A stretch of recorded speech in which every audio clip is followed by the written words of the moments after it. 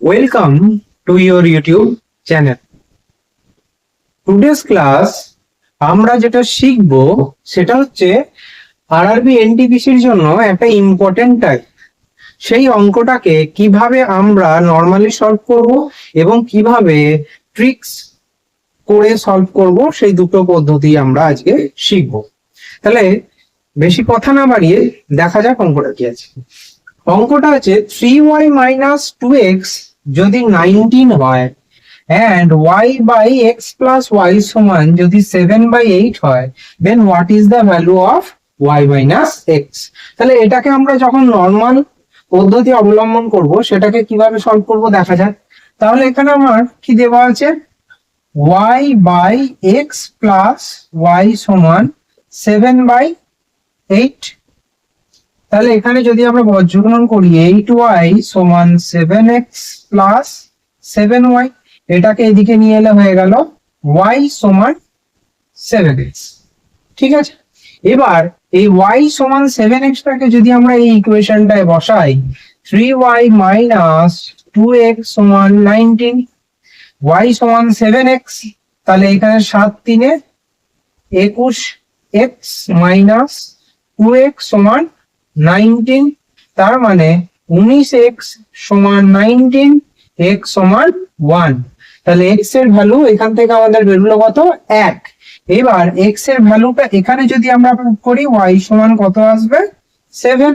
তাহলে আমার y minus x সমান কত আনসার আসবে, y মাইনাস x সমান হবে 7 মাইনাস 1 ইকুয়ালস টু 6।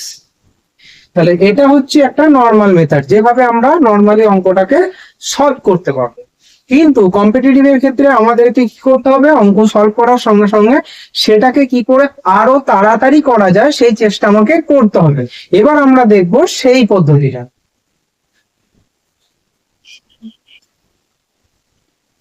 আমরা কোন রকম ক্যালকুলেশন ছাড়াই যদি এখানে দেখি এটা কি আছে, y by X plus Y, এইটা কি আছে y by X plus Y সমান 7/8।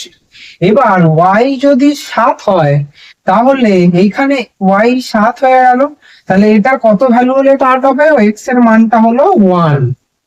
বোঝা গেল ট্রিক্সটা।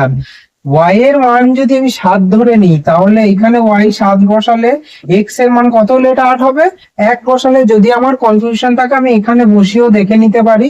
3y মাইনাস 2x সমান 19, তাহলে এখানে y সমান 21 মাইনাস 2 সমান 19।